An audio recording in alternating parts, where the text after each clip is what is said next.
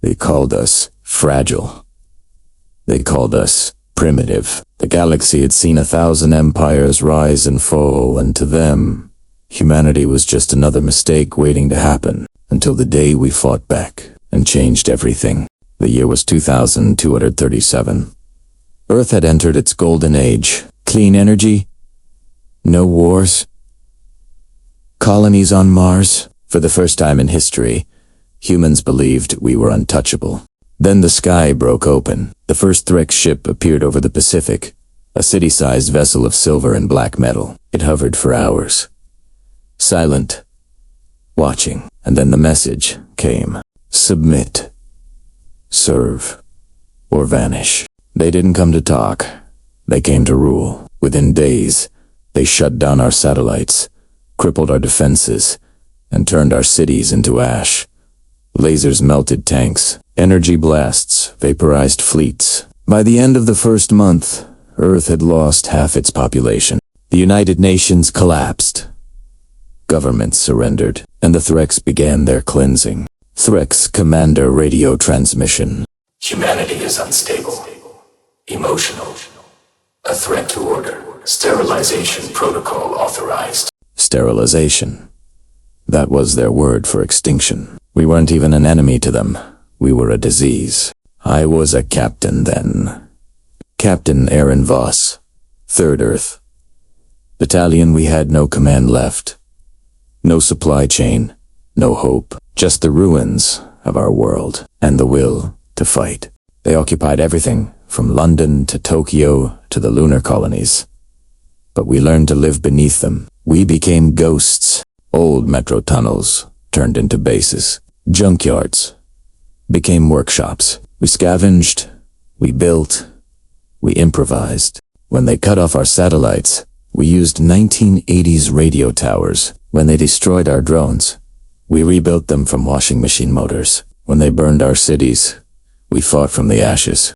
This is Dr. Evelyn Hayes, Lunar Research Division. If anyone can hear this, I have an idea.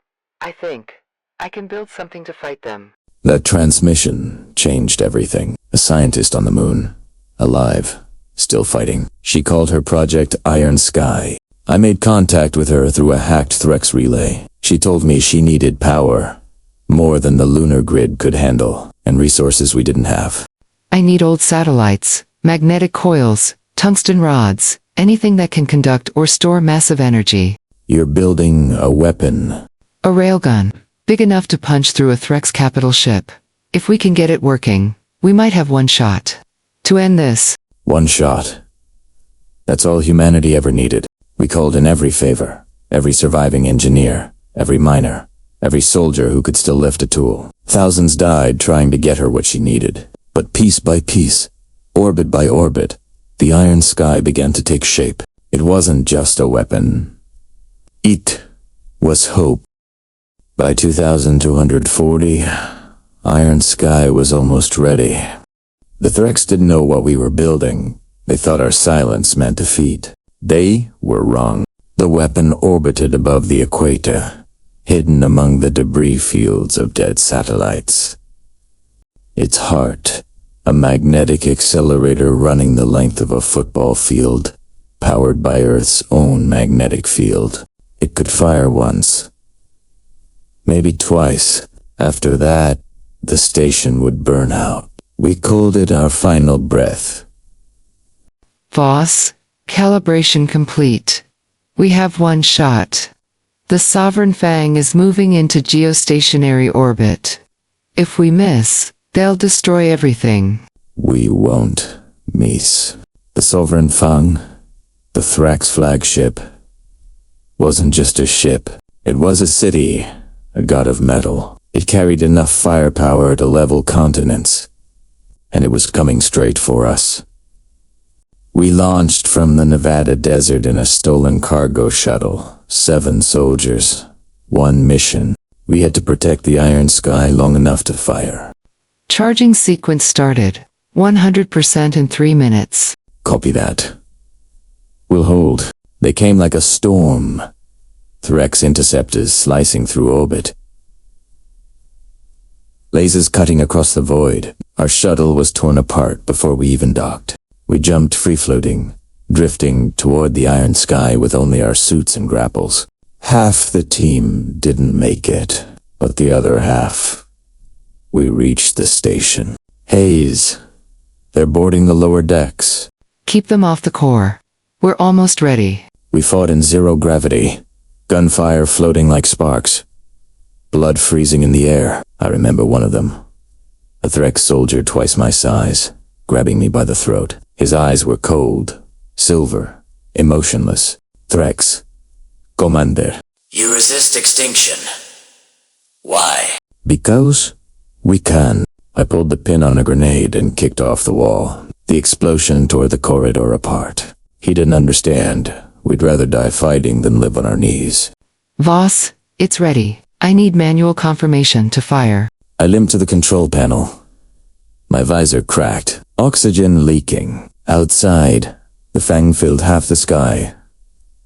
A shadow across Earth. Evelyn locked the target. Target locked. For Earth. For everyone we lost. The iron sky fired. A beam of light pure, blinding, tore through the void. The railgun's tungsten rod hit the fang dead center, punching through armor, through command decks, through the heart of the ship. For a moment, nothing happened. Then the world turned white. The explosion was silent in space, but it felt it, even through the hull. It was like the heartbeat of a dying planet, coming back to life. The sovereign fang broke apart, its remains burning through Earth's atmosphere like falling stars. Evelyn. We did it. Yeah, with the iron sky overloaded moments later. Most of the crew never made it off the station. Evelyn stayed behind to stabilize the core. Her last message still echoes in my head. If anyone's listening, tell them we were never fragile. The Threx fleet retreated within days. Entire colonies they'd enslaved rose up. Their empire, built over millennia, collapsed in less than a year. The Galactic Council called for peace talks. They invited Earth to join, not as a subject, but as an equal. They called us the defiant species. We accepted not for pride, but to make sure no world ever faced what we did. It's been 100 years. I'm old now. You live on Mars under crimson skies, watching ships with the same flag we once fought to save. They call it the United Human Fleet now. Hundreds of worlds, thousands of colonies. But sometimes, when I look at the stars, I still hear that word, fragile. They were right. You know, we break easily, we bleed, we cry, we fall apart. But that's our power. Because when we break, we rebuild. When we fall, we rise stronger. When they tell us to bow, we stand taller. They called us fragile. They called us weak. They were wrong. We are human, and we never stop fighting. If you believe humanity deserves to be remembered, hit that subscribe button, like the video, and share this story with someone who still believes in us. Because today's story isn't fiction. It's who we are when everything's on the line.